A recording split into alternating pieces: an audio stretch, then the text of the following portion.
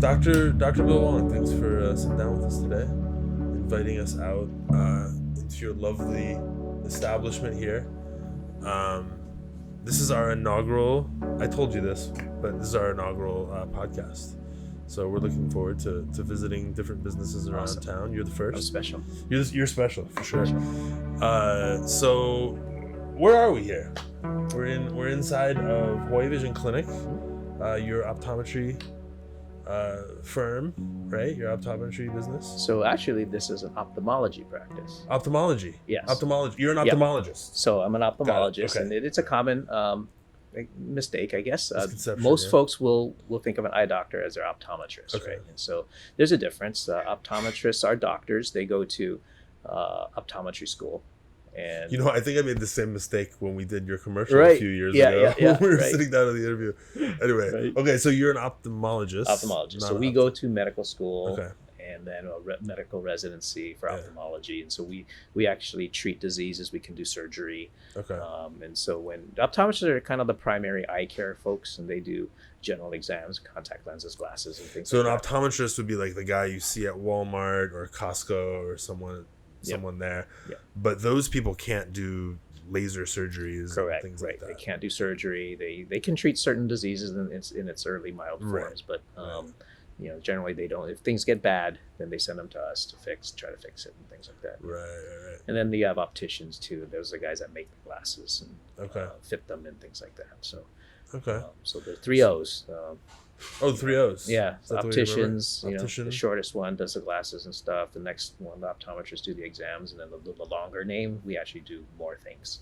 So the optometrist can take you in the back and turn off all the lights and put the machine in Yeah. front of your face and all that. Yeah. Okay. Yeah. But if they're what was the first one? Opticians. The optician. So None of lens that. crafters, like lens crafters. So they can't take you in a dark room. In They the can't back. do that, right? There's something fishy going on. Right. If they're Right. doing that. Yeah.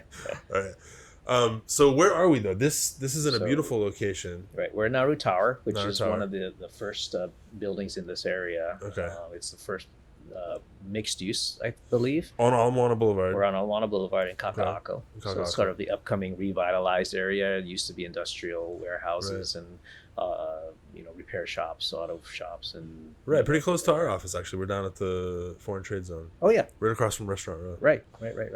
So Yeah. pretty close. So a lot of folks moving in here. Yeah. Now it's high rises, luxury buildings, and this is one of them, the first one from the '90s, I believe. Oh wow. Yeah. Jeez, that tells you how much stuff has been built down here in the Since last then. 30 years. Right. If this is the first one, this place is chock full. Right. Yep. Wow.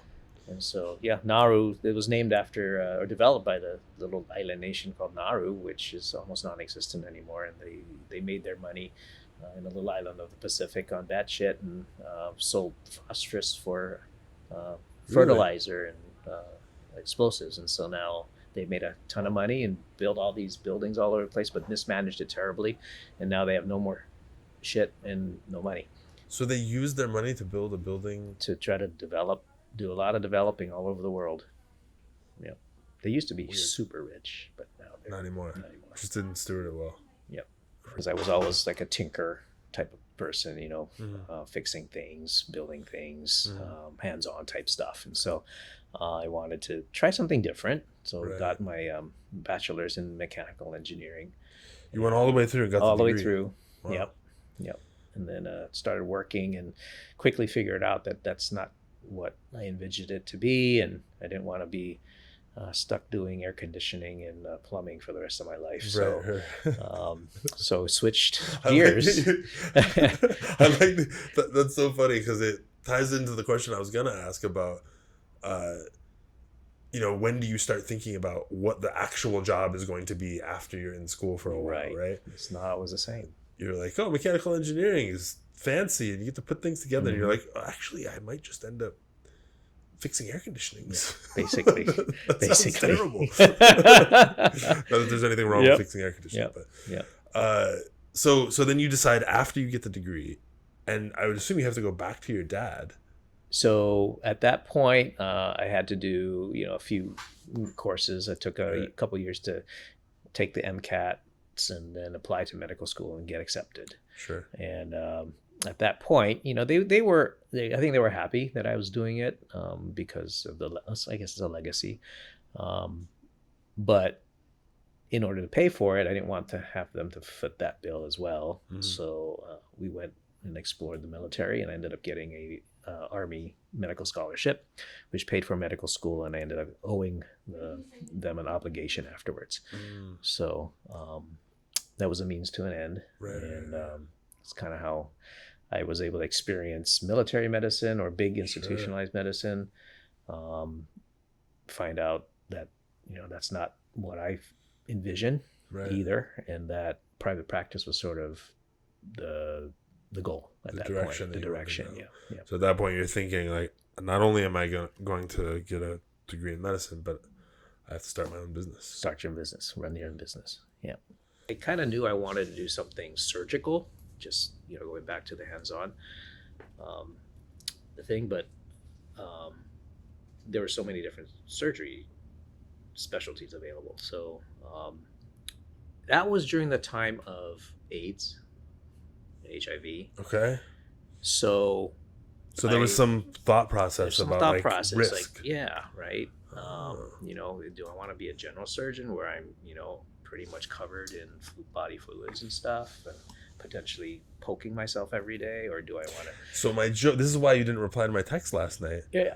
When I said, where you said you were going to finish surgery, and I said, just wipe the blood off and wear your scrubs, and be fine. Right. So and then certain parts of the certain specialties appealed to me, and so I was thinking orthopedics is pretty cool.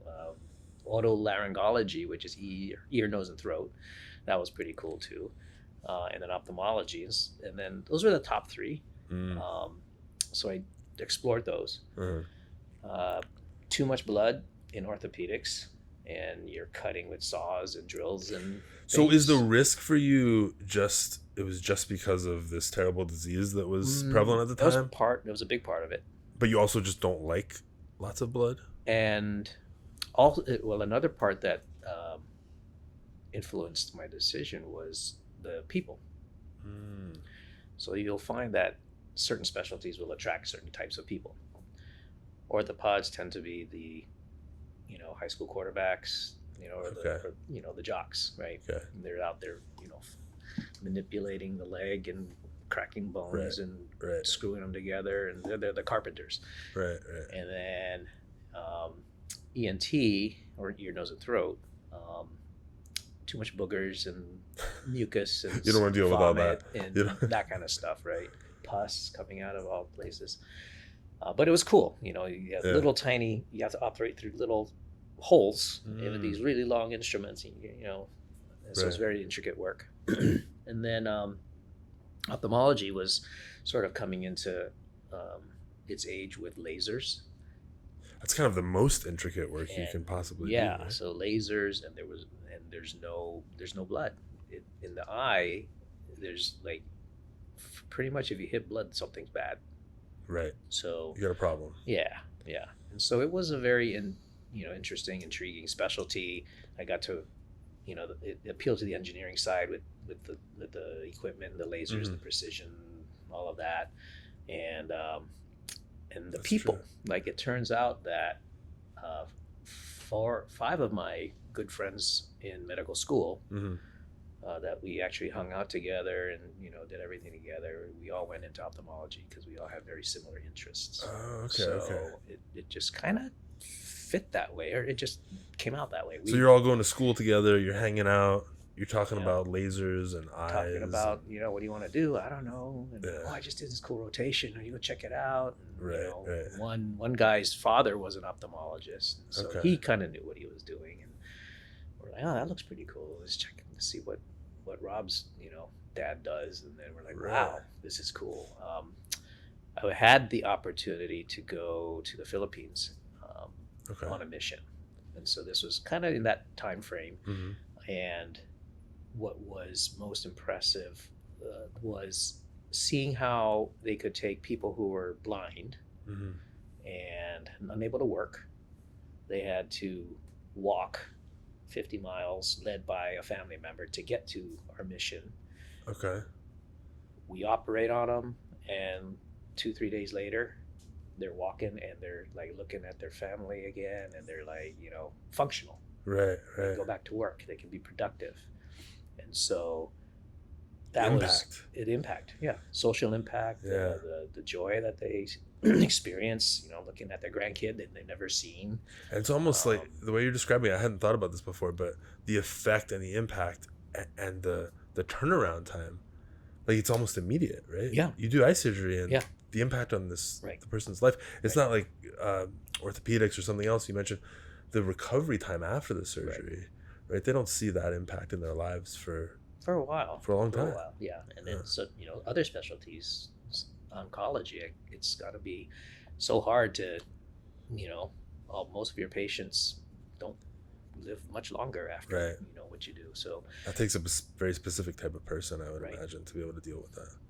Yep. So it's I guess it's instant gratification. It sort of appeals to like the millennials nowadays, but Right. seeing something right away.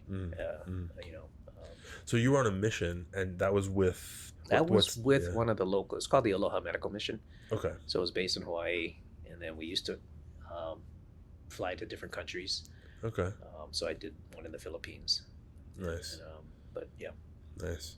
As you're going to school and you're learning about this thing that Mm-hmm. interests you, right? Do you think I'm just going to be a doctor, or do you think about the business part of it at that I point? think at that point, because my dad was a private physician, he didn't work in a hospital or for a big group like Kaiser. You'd already grown up seeing My impression of medicine was private practice. So you always knew, I'm going to start a business. Yeah. Yeah. Okay. And then what does the thought of that look like? Yeah, they don't teach you any of that in medical school. Yeah, you'll know nothing. So you graduate from medical school. I mean, because that's true for me, right? I got a film production degree. Right. Right. Well, that's great to learn certain things, but if you get out of school, the family. Yeah, and you don't want to go work 14-hour days, right? For TV shows and work your way up, and you want to start a family, like you said. Well, business is going to be long hours, but at least I can control my schedule because it's mine. Right. So, yeah, I've had to learn all that along the way too. So after paying back my obligation to the military, that was my experience in a large institution, military medicine. Right. So, it offered an opportunity to kind of get comfortable with the skills. You fix a lot of bad problems. You learn a lot. Yeah. And so without having to worry about the business side of things. Right. And then so you've got the craft. So the craft part is done, right? And then you're ready to go out and say, all right, now how do I file for insurance? What's insurance? What's Medicare? What are all these things? And so nowadays, back then it wasn't as bad, but you could see it was already getting worse compared to what we call the golden age of medicine. But now, over the last, what have I been here since 2005, for almost 20 years, right? It's gotten so much worse. That just liability and different. What is it? It's other parts. It's so you own a business. Mm-hmm. You think, simple economics. There's a demand. You set a price. If you set it too high, no one's going to come. If you set it too low, you're not going to you're not be successful. Sure. So as a business owner, you can say, I'm going to produce this project for $5,000. Right. And my experience shows me that it cost me $4,500 to produce this. I'm only making $500. Sure. With all that time, I should charge $6. Yeah. Say, okay, I'll charge $6. It's the logical next decision. Logical explanation, right? But with medical insurance, what happens is, in order for me to see a patient, for one, I have to apply to the insurance panel. I have to be accepted. I have to accept what they pay. So the insurance panel is like the board for that insurance company? For that insurance, like HMSA. Right. So if I want to see HMSA patients, I have to apply for HMSA. As a physician. Get accepted, to be a participating physician. That means they can come see me, we file the insurance, we get paid. But we get paid what that contract says. So every year, the payments have not gone up. In fact, they are going down. So if I do a cataract procedure, when I mentioned the golden age of ophthalmology, you know, it's a very intricate procedure. It takes a lot of skill. If you screw it up, it's bad. Right. And so the surgeons were getting paid maybe $2,500, $3,000 to do a cataract. Right. And I don't know if that sounds reasonable for a person's eyeball. You go inside the eyeball, you all of a sudden the they lens, can see. you put an implant, you make sure everything's good.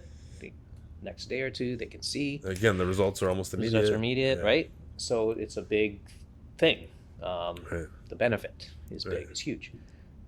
So since then, the cost of, or I should say, the payment for a cataract has now gone down to about $500. And you just get a notice about this and so from the insurance every company. year the insurance company says, here's our fee schedule.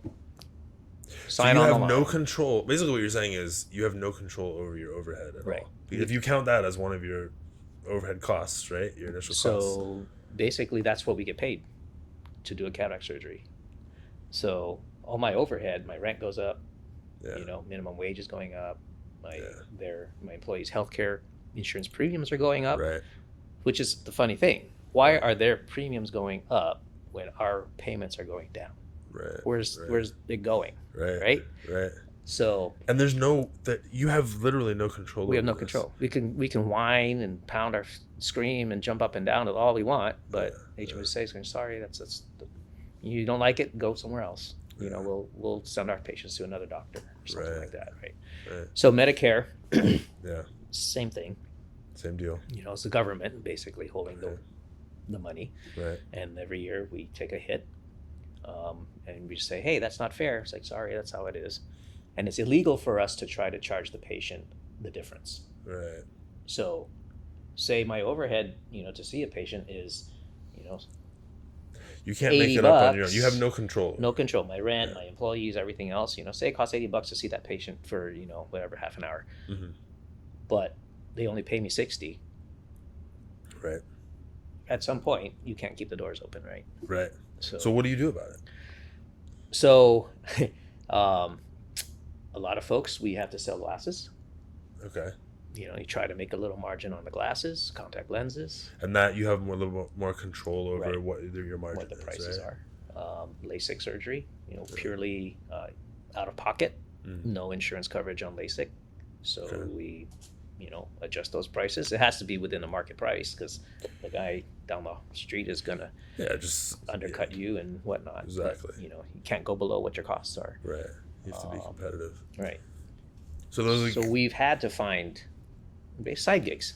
Yeah. Basically. Right. In order to stay alive. Side gigs within the business to be able to, which, I mean, thank God you can do that. Yeah. With the glasses and all that kind of stuff. That's interesting. So those are your problems that you're having now. Right. What about when you started? How did you start? I mean, you didn't walk out of medical school and open this office. Yeah. Decided to finish the military, came back. And we decided we wanted to be here because my family's here, my wife's family's here, and we wanted our kids to grow up with their grandparents and all of that because I didn't have that being in the military. And so we came back with my oldest already born. He was about 3 years old, second one on the way. And we opened up co-located with my dad. So he had a extra room in the back, which was the storage room. We converted that into an exam room. And we shared the front desk. We shared the waiting room. And So two different types of medicine, in same one office. Okay. Right. So we had a dermatology, ophthalmology practice. Does that happen? Does that combo? It's actually a quite common combo. Really? Yeah. Yeah. Interesting enough. But well, that worked out for you. Yeah. And so all the way up until 2021. Yeah. We were co-located in that office. And COVID, of course, came and screwed everybody up, and basically we had to social distance, and we had to, limit the number of patients we see, and we had to do all this, precautionary things, and Right. so we couldn't see our patient. We couldn't fit all our patients in the one waiting room. All the staff couldn't work next to each other. They had to stay 5-6 feet apart, and so there was no space for us to run both practices in the same place.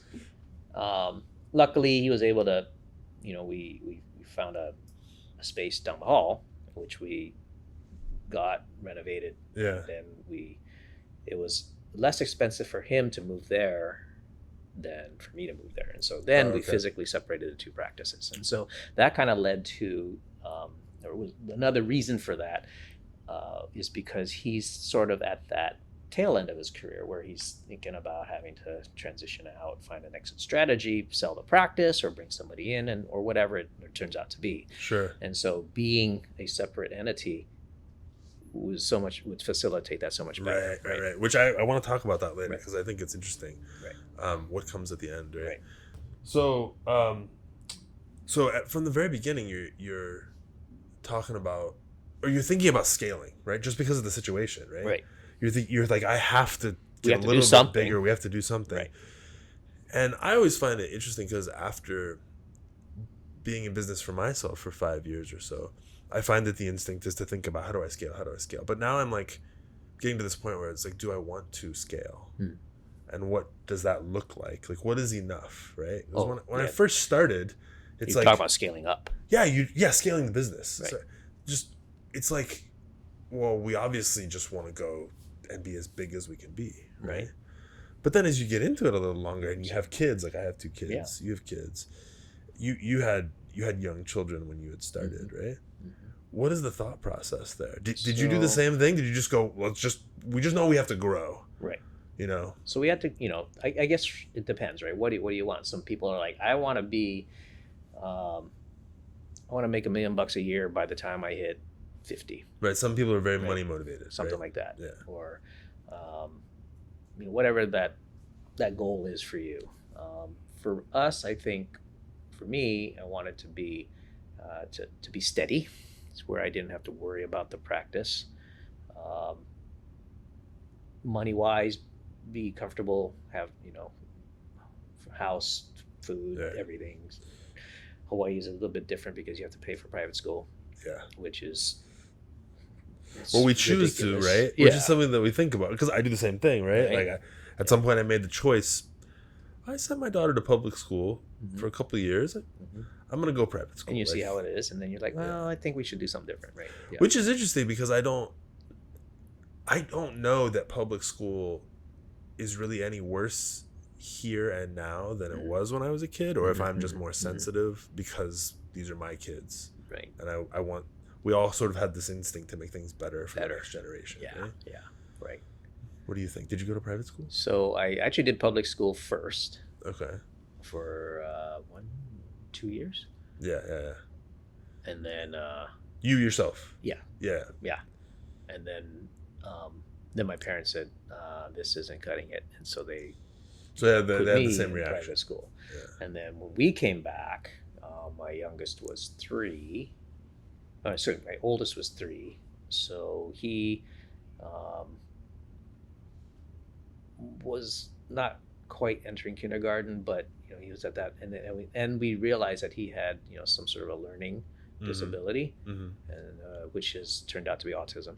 Okay. And so at that time, nobody knew what to do with autism. They knew what it was. They didn't know why it happened. There was a huge range of severity. Yeah.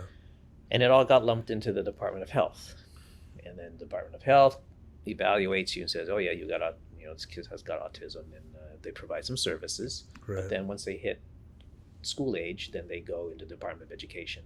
And so the only way we could receive services was to go into the public Department of Education system. Right. And then that failed miserably. It just wasn't working, and it's like there's a protocol in place. And he's 18 now, right? He's actually 20. He's 20 now. Okay. Yeah. And so there's a protocol in place where they're required to provide services, based on the needs. And so, but in order to do those services, they would go out and hire these people basically off the street. It's Yeah. like, oh yeah, he's going to be entitled to, maybe a skills trainer and a speech therapist and all of this and But whatnot. nobody's vetting.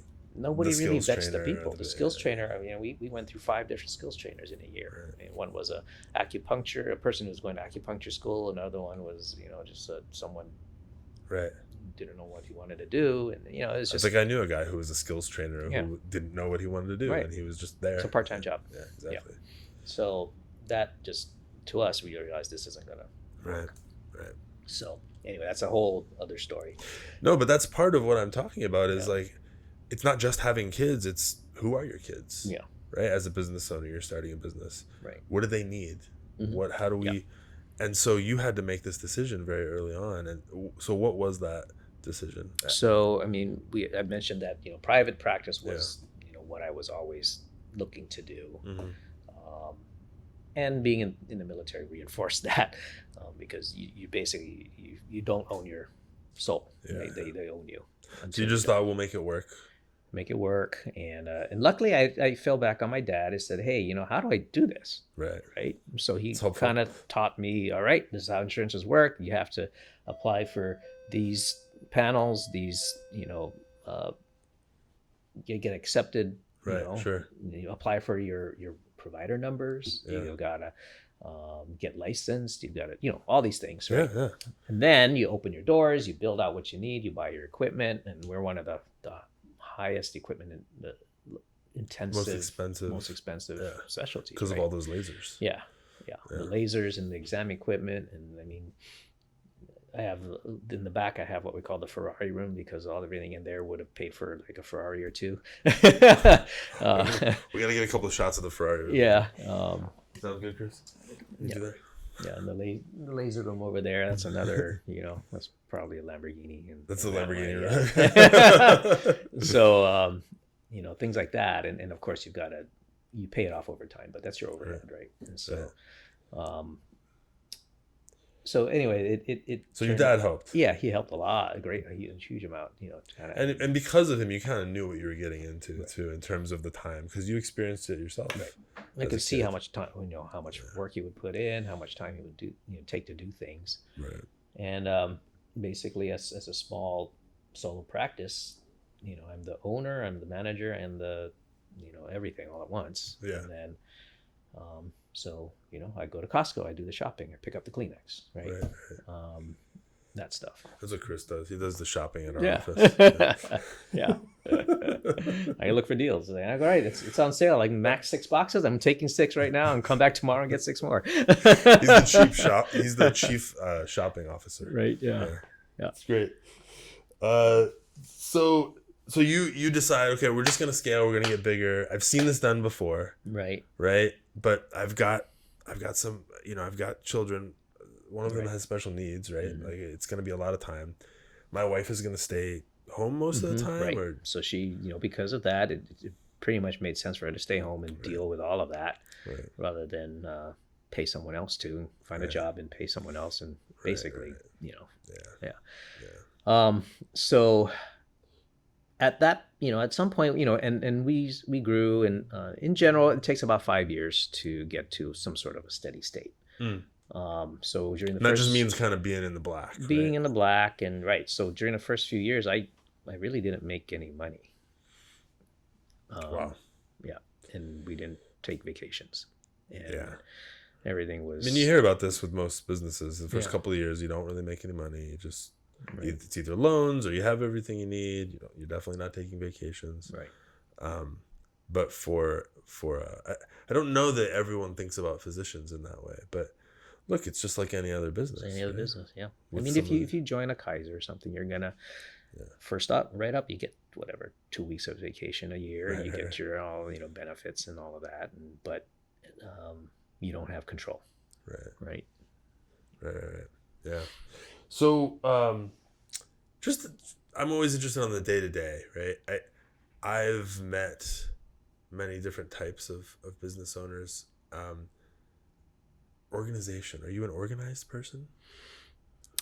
I think I'm not the most organized person. Okay. Um, Do you have like a plan for your week that you walk through? Do you, on Monday, you have, an hourly, because obviously you have office hours, right? So on Monday, you have certain administrative tasks. right. And other So days, yeah, there's an overall schedule which we've right. kind of developed, and so for a given week, we have both offices. So I got clinic in both offices. Half days here, half days there, or maybe a full day there and then another full day here. Did you just make Tuesdays, those hours, or just was that like a trial and error thing? You saw kind when of developed people... it after a while. Yeah. So Tuesdays is my surgery day, and that's kind of where it all starts because we share the operating room with other doctors, right? So it's like, all right, your day is Tuesday morning. So that's it. Yeah. You set that block. Everything else builds up around it. Right. And so Tuesday morning surgery, Tuesday afternoon in the clinic. Wednesday is the post-op, so I'm in the clinic. Got to see all the folks, and then the rest of the week is just various half day there, half day here to cover both sides, and get you do your follow-ups, and then you also get people ready for surgery. Right. I used to do 2 Saturdays a week because people are off usually on Saturdays and want to see doctors. But then at some point I decided, I'm just going to do once a month. Yeah. Because as you move forward, there is that idea of work-life balance, right? And so you have to figure out, like, those first couple of years, any business is like, well, there's no vacations, there's no work-life balance. So first 5 years or so, there's no work-life balance, right? Right. And then things, you get it into the groove, and you try to figure out how to do things. And so I came up with the idea, hey, you know what, if I take Mondays, because holidays usually fall on Mondays and people are off anyway. So if I take Mondays as my administrative day where I can do the shopping for the office, go to the bank, do all the stuff that you need to do during the regular week. Yeah. And then, the rest of the week is in the office. So when you have breaks on the week, because you don't really work weekends anymore, just once a month. Right, once a month. Sorry. Yeah. What do you find? What kind of stuff do you find relaxes you? So of course we got your hobbies. Church on Sundays. The church on Sundays. And everything involved with that. And then surfing is my outlet now. I used to golf a long time ago, but that's just got too expensive, takes too long, and I suck at it anyway, so it's too frustrating. But you have your house. I've been to your house. Right. You have a little garage. Right. So a long time hobby, and this goes all the way back to the mechanical engineering part of it, is I like tinkering with cars and stuff like that. Right. So it's always been a sort of a dream that, all right, when I get my final home, where I'm never gonna move anymore, I'm gonna build a shop. Right. And so we built a barn. Right. And got the workshop in there. Got a couple of vehicles. Yep, couple of vehicles, and the lift and all that stuff. And then the other side of it is the wood shop, because that's a hobby I took up while in the military. So got the auto and the wood, and then since we live out in the country, it's agriculture property, so it's a farm. It's technically a farm, and we do farm things out there. So we grow fruit trees and stuff. And so you have a lot of hobbies. You're busy outside of being busy. Yeah. So when the time comes and I'm transition out of this, then I have plenty of other things to do. And there's a lot of people, like I know for me, I have other hobbies and things, but sometimes I just need to do nothing. Right. Does that drive you nuts to do nothing? Are you one of those It kind of guys? does. I mean, I'm always feeling like, all right, if I'm awake, I should be doing something. So I should be tinkering with a car, or right, planting something, or watering, or doing something, right? Yeah, and there always is something that needs to be done. Yeah. Right? There's always a list of things. I want to be that guy, but I'm not that guy. Like, Saturday afternoon, I just need to lay down, right, do nothing. Yeah. But so what does the end look like for you? So the end of the business, the right, end of right. So most physicians, especially the surgeons, will get to a point where, oh, you know what, like, kind of don't feel like I'm should be operating anymore, Right. Or I'm, I want to go enjoy my, time Yeah. with family now, Yeah. and go travel or something, right? Right. There's different stages. So First, you get no vacation. Then you yeah, get some vacation, and then it's all and vacation. then right, hopefully, Is that the idea for hopefully, you? hopefully it is right. You have enough of a nest egg to support that, right? Right. But it depends on your lifestyle too that yeah, you want, right? right, yeah.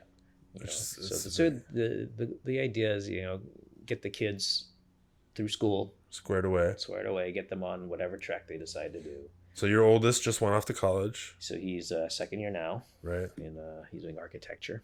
I forgot that was the second year. That's amazing. Second year, and then Naomi is senior, so she's got to figure out what she wants to do next year.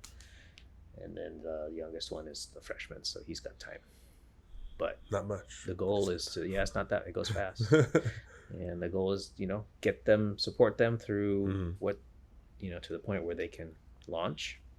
Yeah. Are you pushing them to be in the medical field? Actually not. Just subtly. Nah. Not. There's always that side that says, it'd be nice to have a legacy there. Yeah. But knowing how much a pain in the ass it is now to maintain that practice. Right. You see all the pitfalls, all the issues. I don't know if they want to do that. Which is funny because I think that because unfortunately, the practice of medicine is you can't focus on providing care anymore. But see, I think, and from the sound of it, there are unique difficulties in medicine. Right. But I feel like it's getting harder and harder in a lot of professions to just do the craft. Yeah. But we also decided to start a business on top of it, right. Which you don't necessarily have to do. Right. So the business side, of course, is getting worse and worse and worse. And then now they're getting to a point where the craft side is getting worse, because every day I run into an issue where I want to treat somebody and write a prescription or say we need to do a test or we need to do this procedure. And the insurance companies are saying, no, you can't give that. You have to give this. Just or, denying. You can't do that. You have to do this. Or no, that's not indicated because it's not bad enough. So the insurance companies are almost becoming physicians. Right. And what is their liability, right? Like exactly. What's their liability? So, people have to go blind before, and the class action lawsuit comes up against them or something. Right. Somebody goes, that wasn't my physician. My physician said this. And the insurance company said this.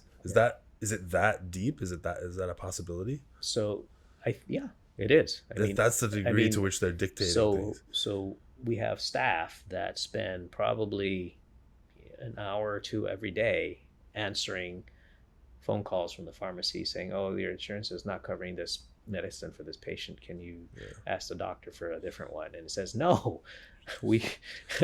Hey, by the way, we're not getting any more HMSA contracts after this thing comes out. We're not bidding on any more HMSA jobs, I don't think, after this. Right. And so, and Kaiser has their own rules, and there's issues in there, and there's other insurances, Medicare. There's so many different Medicare carriers now. Right. They all have their own little things, and there's no way I'm going to be able to keep straight. Like, oh, this patient has Humana. I can't give these medicines. I have to give these other medicines. There's no way I'm going to keep that straight because it changes every year too. It's like, and that's not what your training is in what is best for what's best for the patient, right? And so I think, all right, this patient should do this, or have this, and then they come back and say, no, we can't give you that. Right. And say, why not? I say, well, our formulary changed last year, and we used to be able to give it last year, but you can't give it this year. I remember a little bit of this when I was a pharmacy tech in college, and the pharmacists would complain about it's so much worse now. Different things, but I bet you it's worse because that was 20 years ago. Yeah. Wow. Yeah. Okay, so you get the kids off into a place where you feel good about where they are, where they feel locked in, and then so what do we do? Yeah. So most of the time, medical practices, the process is you get a younger person to join you. Then you slowly And you transition. transition, and they become, if things. Usually, it's like a 2-year sort of a probation or whatever trial period where they work for you, make sure that they're competent for one, but also that you get along, and whether they feel like they want to take over the business. Sure. And the issue we're having now is that a lot of the newer graduates coming out, the millennial generation, whatever they call them nowadays, they don't want to. There's a little animosity there. Yeah, there's a hint of animosity. They don't want to work. The first question they ask is, how much vacation time am I going to have? What are my hours? So here's my question: are they smarter than us or just lazy? Good question, right? Good question. Because we were taught not to do that, right? Yeah. Don't make that the first question. Don't think about that stuff right now. Yeah. Interesting. So you're having trouble finding some. Are you looking for somebody like that now? So I'm at that point where I think I need to start looking. Okay. Yeah. So you're just tired. tired of a lot of things, right? It sounds like you're tired of the insurance stuff. Well, I mean, like, and so you have to do it early enough because you have that. Yeah, it doesn't necessarily It's not going to mean happen overnight, right? It's not going to happen within a year. You're planning well. It's sort of like you got to start 2-3 years, at least 2 years, more likely 3 to 4, because you're probably going to go through a couple candidates that don't work out before you find the right one. Right. So then they have to be willing to want to assume the business or take over or buy into it. See, you are organized. Because you're not done yet. You're still enjoying yourself. But you're just looking ahead. Gotta look ahead. So when that transition process happens, right, and you feel like that person's ready, what does that take? A few years? Yeah, 5 so it's years? usually 2 years, and then you have a good feeling whether the person's a good fit. And then what's the monetary exchange there? So then so they're an employee for that amount of time, and then usually by 2 years, they've developed their own volume. Patients. So, people know who they are. They have their own panel of patients. Mm-hmm.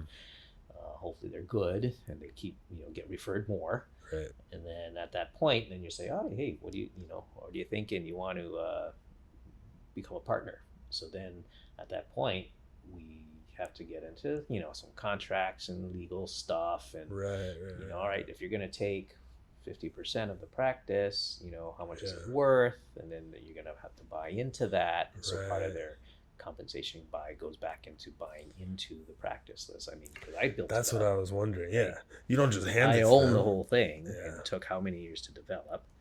I'm not gonna hand it over for nothing. So they buy into what it's valued at. Right. For 50%. Right. And then if a third person comes in, then each of us will give up 50% of, or whatever, to make it 33. Right. It's all figured out at some point, but you buy into a practice. So they all take out loans and buy into your practice. Take out loans, or it's sort of a deferred compensation. Pay it off as you go, sort of a thing. The millennials are right. Yeah. Dang it. So, So interesting. So, but you're on the lookout for someone. You're sort of starting to think that way. Because you want to find someone that's a good fit. Right.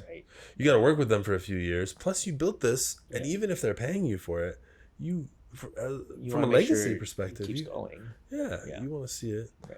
And then when your son changes his mind in 10 years, right, then he comes even longer till he can get through. So now you want to go to med school? Yeah, okay, so it's another 13 years. Well, we'll see if that happens. Right. But well, thanks for sitting down with us. Yeah, that was fun. Yeah. I feel like maybe we should do it again. We'll have you on again. Okay. But next time we'll do it at the surgery center. Oh, okay. And we'll do it. Maybe we'll do it during a surgery. Mm-hmm. Have somebody sign off on that. Chris laughs. You watch it, that you're not liable for distraction. Right. Yeah. That could be good. Cool. Well, thanks for coming out. Cool.